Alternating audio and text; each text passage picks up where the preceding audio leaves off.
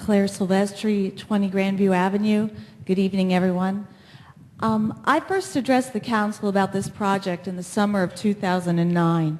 At that time, I said I shared the town's desire to redevelop the property and make it something special because my grandparents used to live on Main Street and my grandfather worked at the battery factory. I can still remember peering through a basement window on Lakeside Avenue, watching my grandfather working in a machine shop. Back in '09, I said that as much as I desired to see the building restored, I didn't think the project, as proposed, was the right one for West Orange. We were all assured by then Mayor McKeon that the experts knew the market better, and we should trust them and support them, putting $29 million of our tax dollars at risk in recourse bonds. I was very pleased that that proposal didn't go through, and in hindsight, it's fortuitous for all, because the condo units would have been hitting the market in late 2010 and certainly would not have met their ambitious projections. So here we are again, 2.5 years later, with basically the same plan, except instead of owner-occupied condo units, they're rentals. And we're being asked to give the redeveloper all kinds of concessions for things that under normal circumstances a property owner would be paying for. First, there's the $6.3 million GO bonds for infrastructure improvements. Isn't it true that property owners usually pay for things like sidewalks and sewer lines? When I moved into my home and the insurance company said my sidewalks were unsafe, I had to pay to replace them. If this project fails, we the taxpayers are on the hook to pay back all of that $6.3 million plus interest. But even if the project is successful, under the contract under consideration, PRISM will only be required to pay back half of that. Then there's the deferral of the affordable housing obligation. Everybody seems to be poo-pooing that because they say the state law will change before the obligations come due.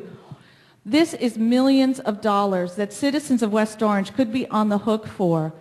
A recent Star Ledger article reported that less than 10% of proposed state legislation ever becomes law.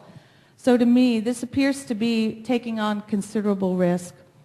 And then there's the pilot, the payment in lieu of taxes, which, given the way it's structured, may not be bringing the town the windfall of money some would like us to believe, because the underlying property taxes, repayment of debt service, and school tuitions will be coming out of it. Okay, you could argue, as the mayor did here at the meeting last week, that this is our only option. If not this project, then nothing for a long time. Our mayor wants us to spend tens of thousands of dollars on marketing the town, and yet given the opportunity to develop a destination West Orange site right next door to the Edison Museum, he's pushing to build 333 units of housing. As proposed, this isn't a destination site. The 18,000 square feet of retail space is designed for a handful of small shops on the other side of the property to serve building residents. Things like coffee shops, convenience stores, dry cleaners. And if successful, what with the vastly different nature of the building and the residents to the surrounding area, this site could likely become a walled city similar to Llewellyn Park. 30 seconds. Which is lovely, but it's inaccessible to most of us. And if the experts are wrong and the people don't attract, and the project doesn't attract sufficient high-end rentals, hopefully they will. But they might rate to lower income people who will likely have more children entering our schools. I think that there could be other options to this. There have been other developers, as been mentioned, looking at this site. And I'm not dismissing a residential component.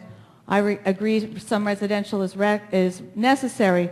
But I don't really think that this is a mixed-use project because the commercial is very small and the overall plan comprises over 600 units of housing.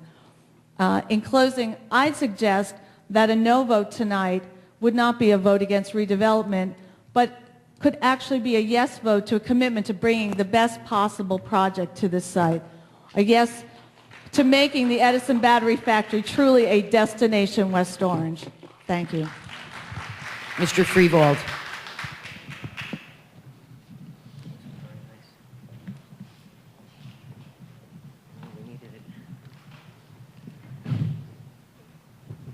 Jake Freivald, 10 Ridgeview Avenue. Thanks as always to the council for their patience. I am not anti-redevelopment in principle.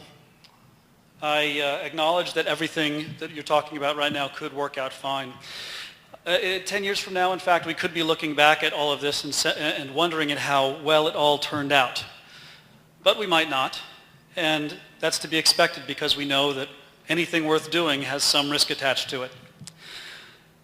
I'm not against taking some risk, but I don't want to be naive. I want to be responsible about it. I want to know as well as I can exactly what the risks are. And I'm concerned. I'm concerned because the plan's supporters come up here with a lot of hope, and the detractors tend to come up here with a lot of specific, concrete concerns. I'm concerned because I ask some people in town why we have high taxes, and they tell me that it's because we have such a high density of residential development here. And then when I also ask them what we need to do downtown, they say that we need more residential work downtown in order to make it succeed, and that feels contradictory to me. I see projections that show that this plan will bring in a lot of revenue to the town, but I don't see the projections that show the risks to the town. So what happens if we can't achieve 95% occupancy of the buildings? What happens if we can achieve 95% but not at $1,800 for a studio apartment plus parking space?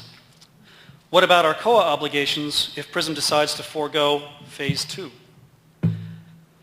And because we don't know those things necessarily, we don't really understand how likely it is that we'll be happy when we look back 10 years from now, or that we'll be upset about it and saying, do you remember when that all started? And by then it will be too late. Now there's a problem here because many people here think that this is a foregone conclusion. They've been told it's got to happen now. Something needs to be done. If not now, then when? 4 years ago, we heard the same kinds of questions. If not now, then when?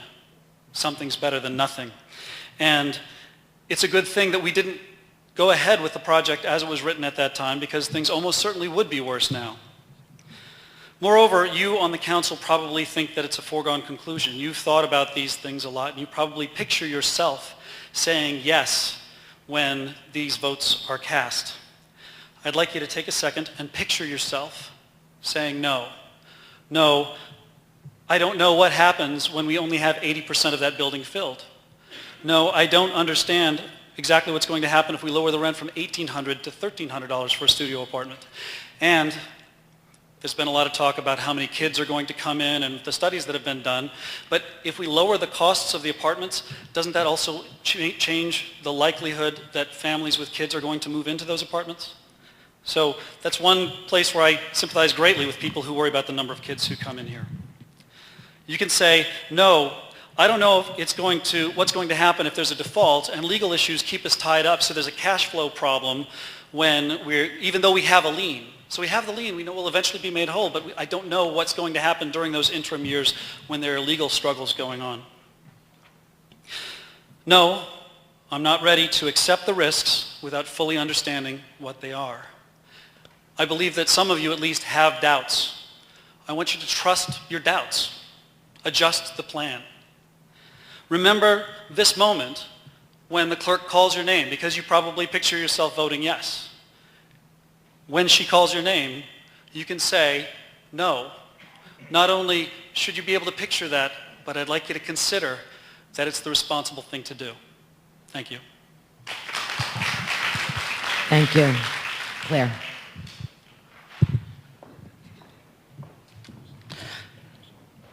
Good evening. Clare Silvestri, 20 Grandview Avenue. I just want to add a few points to the comments I made about redevelopment at the last meeting here. There's been a lot of concern raised about the proposal's level of risk to the town. Many have pointed out that the financial analysis only presents a best case scenario and doesn't address what if the apartments don't go for anywhere close to the projected rents. I recall a similar issue in the 2009 plan, and poor Mr. Beneke, who was mentioned earlier, the town's financial advisor at the time, being pummeled with questions from residents, some of whom were developers themselves. And I'll remind you that in hindsight, Mr. Beneke's rosy projections proved to be very flawed. So what if the experts are wrong now? Another point I'd like to bring up is this whole idea that Prism is the only game in town, and we have to make all of these concessions because no one else will ever want to come in here and develop this property. I have an article here from the New York Times dated April 6, 2008, in which then Mayor McKeon acknowledged that there were other developers had been interested in this site, but they wanted to make the project heavily retail. So it seems at the time, the real estate market itself didn't see this project as predominantly residential. And from what I've been hearing for more than 2 years from many people in town, most residents don't think this project should be predominantly residential. And since Prism is insisting that the proposed project can't go ahead without major concessions from the town, like the $6.3 million taxpayer guaranteed bonds and the waiver of the co-obligation, perhaps even they're signaling that predominantly residential may not be the best way to success. I had hoped when the proposal for 600 plus condo units was tabled back in '09 that it would come back again as something innovative that would energize our downtown and West Orange in general. But it seems that's not the kind of project that Prism does. On their webpage listing their current projects, there's a quote from Mr. Diaz that says, quote, "We stick to what we know because what you don't know will hurt you," unquote. I applaud Prism for having such a clear corporate focus, but if you look at their projects portfolio, it's strictly commercial office buildings, with the exception of our site and the Parkway Lofts project in Bloomfield, which is actually very similar to this proposal, except it has a rail station located less than 100 yards away from it. My understanding that about 7 or 8 years ago, Prism was actually invited by the administration to submit a proposal for this site that competed with the proposal presented by the then owner of the land. The town chose Prism's proposal, and the other developer then sold the site to Prism. Also important to note that in the normal course of business, Prism has purchased sites and then sold them off without developing them, such as the property on Prospect Avenue, where they developed the largest parcel of the Organon site and have or are in the process of selling off the other parcels. So this is a long way around saying, we don't have to take this or nothing. And as a council, I'd ask you to consider one more thing. As we've seen here tonight and at all the meetings, this redevelopment project has caused great divisiveness in our community.